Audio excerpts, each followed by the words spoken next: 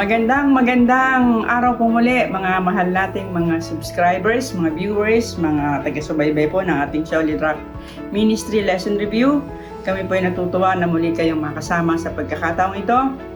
Nais po naming batiin ang mga taga-Angono Seventh-day Adventist Church. Ang saya-saya po ng naging experience namin sa inyong church kahapon. At natutuwa rin po kami sapagkat napakasaya po ng ating pagsasama-sama at kami po'y nagagalak at kami po'y nagpapahayag ng isang pag-asa na tayo muling magkakasama-sama. Salamat Nep and May sa inyong napakainit na pag-welcome sa amin kasama ng mga taga-Angono Church. Marami pong mga lumalabas sa Messenger at saka sa Facebook na gusto rin kaming anyayahan sa mga churches nila. Basta po at maiayos natin, sisikapin po natin kayo ay aming mapuntahan. Ang kasunod po ata nito ay ang Parañaque Central Adventist Church. Amin po itong bibigyan ng pansin at sana po magkasama-sama tayo. Ngayon po tayo ay nasa ika-11 na pong topic, ano pa ang hindi ko nagawa? At bago po tayo magpatuloy, tayo po muna humingi ng tulong na muli sa ating Panginoon. O Diyos na makapangyarihan sa lahat, salamat po sa inyong kabutihan, sa inyong kadakilaan. Salamat po sa mga magagandang karanasan ng aming programang ito. Nakikilala namin ang mga kapatid at nagkakaroon po kami ng pagkakataong makadaupang palad sila. Salamat Panginoon sapagkat patuloy mo pong binubuksan ang kanilang mga isipan sa pag-unawa ng inyong banal na salita. At sa araw pong ito, kami po'y muling mag-aaral nito. Kayo rin pong muli ang sumamin at ang inyong pong pagpapatawad ay amin pong hinihiling na muli sa pangalan po ng Panginoong Hesus. Amen. Kagaya po ng ating sinabi, nasa 11 topic na po tayo, ano pa ang hindi ko nagawa? Ang talatang sa ulihin po natin ay nasa Juan 18:37. Sinabi nga sa kanya ni Pilato, ikaw nga bagay hari? Sumagot si Jesus, ikaw ang nagsabing ako'y hari. Ako'y ipinanganak dahil dito. Dahil dito ako'y naparito sa sanglibutan upang bigyang patutuo ang katotohanan.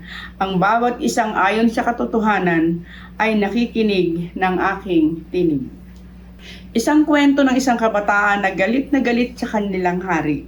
Sapagkat nung ang kanyang amang may sakit ay kinuha ng hari at hindi na muling nakabalik sa kanila. Nang ang kabataan ito'y lumaki na, napag-alaman niya na kaya pala kinuha ng hari ang kanyang ama ay dahil sa ito'y may sakit na nakahahawak at nakamamatay.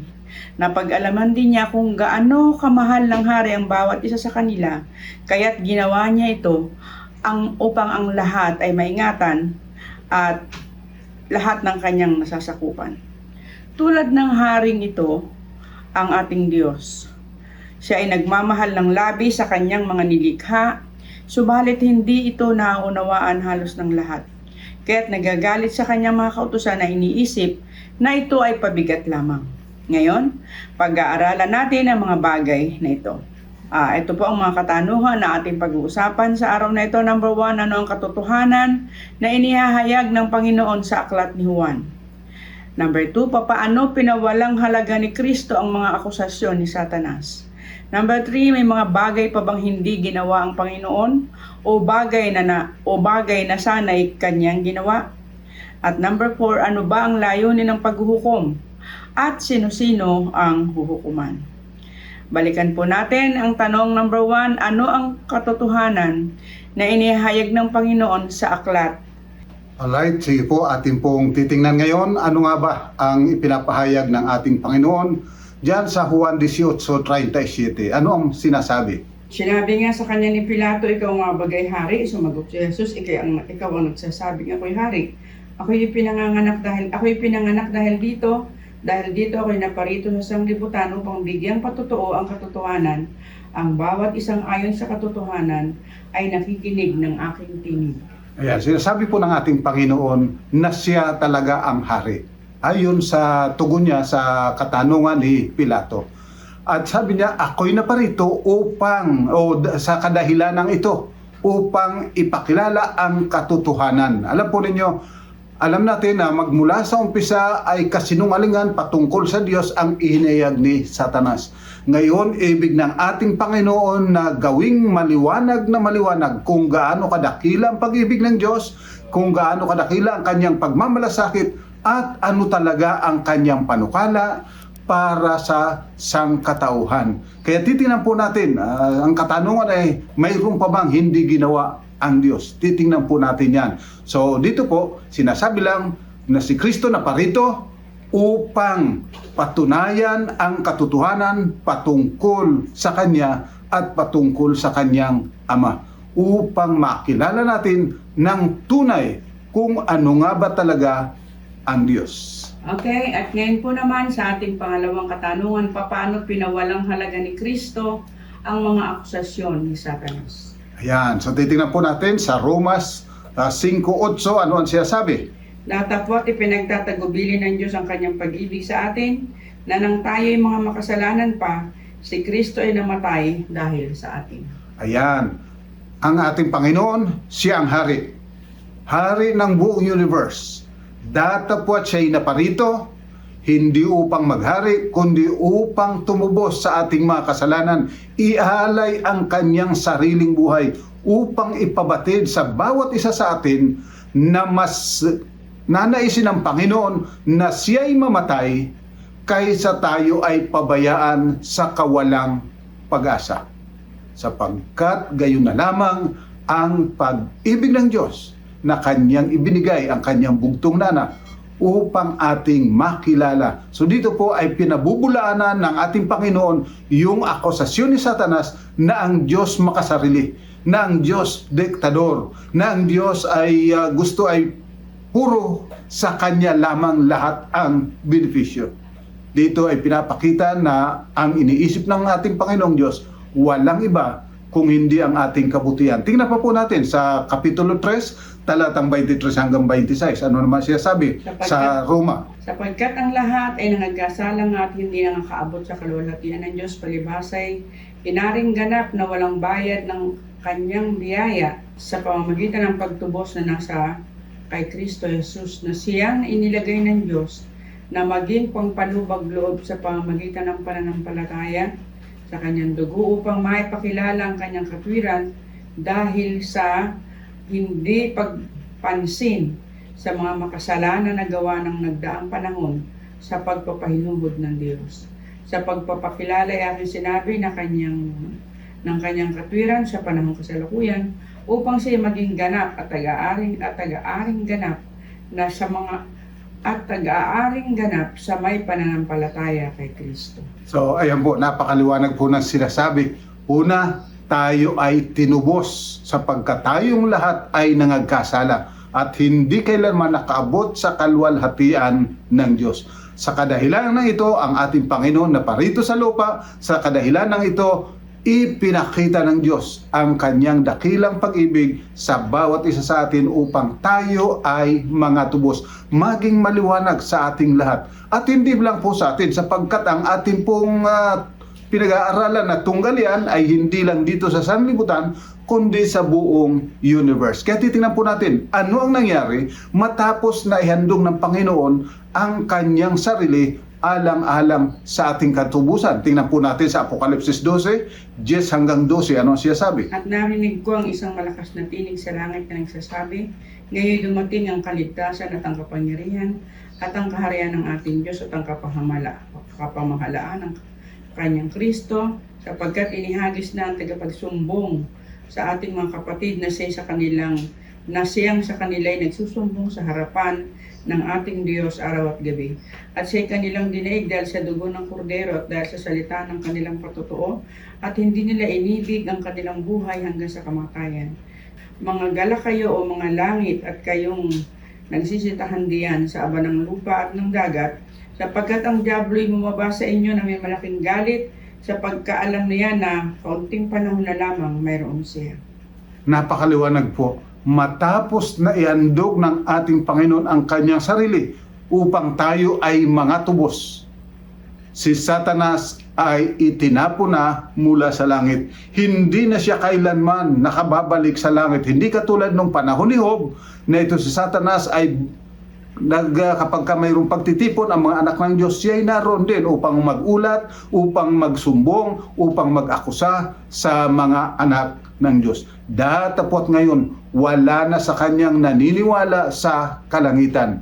At ito po ang dahilan kung bakit ibig ng ating Panginoon ipangaral din natin ang Ebanghilyong ito upang maging maliwanag sa lahat ng tao at ang tao ay makagawa ng kanilang tamang pagpili kung sino ang kanilang paniniwalaan, sino ang kanilang pananampalatayanan, sino ang kanilang paglilingkuran. Sapagkat ang Diyos ay pag-ibig at nagmamahal sa atin ng gayon na lamang.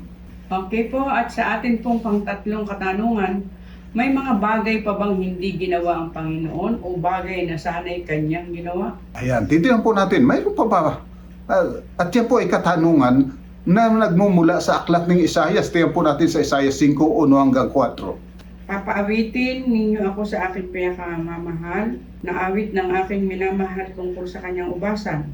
Ang aking pinakamamahal ay may ubasan sa isang mainam na burol, at kanyang binangbangan ng palibot at inalis ang mga bato, at tinamnan ng piling puno ng ubas at nagtayo ng isang muog sa gitna niyaon, at tinabasan din naman ng isang pisaan ng ubas, at kanyang hinintay na magbunga ng ubas at nagbunga ng ubas gubat.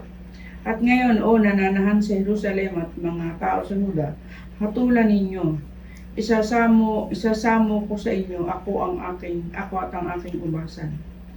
Ano pa ang magagawa ko sa aking ubasan na hindi ko nagawa? Ano't ng aking hinihintay na magbunga mga ubas, ay nagbunga ng ubas gubat. So, narito po ang ating Panginoong Diyos ay handa na siya ay hukuman. Hukuman ninyo ako, ang wika. Sapagkat inilalarawan niya doon sa isang magsasaka na nagtanim ng piling-piling ubas, at pagkatapos ay nilagyan ng bantayan, binabantayan, nilagyan ng tamang dami ng tubig, lahat ng mga kailangan ipinagkaloob na. Datapot ang tanong, bakit nagbunga ng mga ubas gubat samantalang pinili? Yun ang katanungan. Kaya ang wika, mayroon pa ba akong hindi nagawa? So dito po ang Panginoon ay handa na siya ay hukuman. Hukuman ninyo ako at ang aking bayan. Ito ang hamon ng Panginoon, sapagkat alam ng Panginoon na talagang wala na siyang iba pang magagawa. Kung tayo hindi pa man din manampalataya na si Kristo, bagamat siya ang hari ng sansinukob, bagamat siya ay Diyos na siyang lumikha ng langit at ng lupa, na naog rito sa lupa na nakahilin tulad sa tao, at hindi lang basta sa tao, kundi tulad sa isang alipin. Ang sabi nga niya, wala akong bahay, wala akong kahit unan. Talagang dukha sa lahat ng dukha ang pamumuhay ng ating Panginoon upang ipakita na siya ay handang magpakababa alang-alang sa ating kaligtasan. Kaya kapag hindi pa man din tayo nanampalataya, hindi pa rin tayo nagtiwala, may magagawa pa ba ang Diyos? Maliwanag na wala na. Kaya handa po siyang hukuman. At tingnan pa po natin sa Mateo 21:33-39, ano siya sabi? Pakinggan ninyo ang isa pang kalinhaga. May isang tao na puno ng isang bahayan na nagtanim ng isang ubasan at binakura niya ng mga buhay na punong kahoy sa palibot, at humukay roon ng isang pisa ng ubas at nagtayo ng isang bantayan, at ipinagkatiwala yaon sa mga magsasaka at napo sa ibang lupain. At nang malapit na ang panahon ng pamumunga, ay sinugo ang kanyang mga alipin sa mga magsasaka upang tanggapin ang kanyang bunga. At pinanghawakan ng mga magsasaka ang kanyang mga alipin at hinampas nila ang isa, at ang isa'y pinatay at ang isa'y binato. Muling sinugo niya ang ibang mga alipin na mahigit pa sa nangauna, at ginawa rin sa kanya ang gayon ding paraan. Tatapot pagkatapos ay sinugo niya sa kanila ang kanyang anak na lalaki na nagsasabi, igagalang nila ang aking anak. Datapot nang makita ng mga magsasakang anak ay nag-usapan nito, ito ang tagapagmana, halika kayo sa ating patayin at kunin natin ang kanyang mana. At siya hinawakan nila at ininamboy siya sa ubasan at pinatay siya. Ipalagay po natin kaya ang ating sarili na tayo yung mayroong ubasan na matapos na ating tamnan ng maayos, naglagay tayo ng katiwala. At nung ito'y mamunga na, sinugo mo ang iyong mga alipin upang tanggapin ang iyong bahagi. Ngunit ito'y pinatay, binato, pinagtabuyan. Nagsugo ka pa ng higit na mas marami. Subalit ganun pa rin ang ginawa. At sa bandang huli, iyon ang ibinigay ang iyong bugtong na anak na iyong iniisip, igagalang ito sapagkat ito'y aking anak. Datapwat sa halip na igalang ay kanilang pinatay. Kung ikaw po ang nasa katayuan ito, mayroon ka pa bang maaaring magawa para huwag maparusahan ang mga taong ito? So ganun po, ipinakita ng Panginoon na ibinigay na niya ang lahat-lahat sa Kanya upang tayo ay kumilala at gumalang sa Kanya. Datapwat kung hindi pa rin natin igagalang at tayo ay magiging kabahagi nung pumatay sa ating Panginoon sa pamagitan ng ating mga kasalanan, wala ng ibang haing natitira pa. Maliwanag po ang banal na kasulatan. Kaya itatanong, mayroon pa bang hindi ginawa ang Panginoon? Ang wika, hukuman ninyo. Okay, at sa ating pong panghuling katanungan, ano ba ang layunin ng paghuhukom?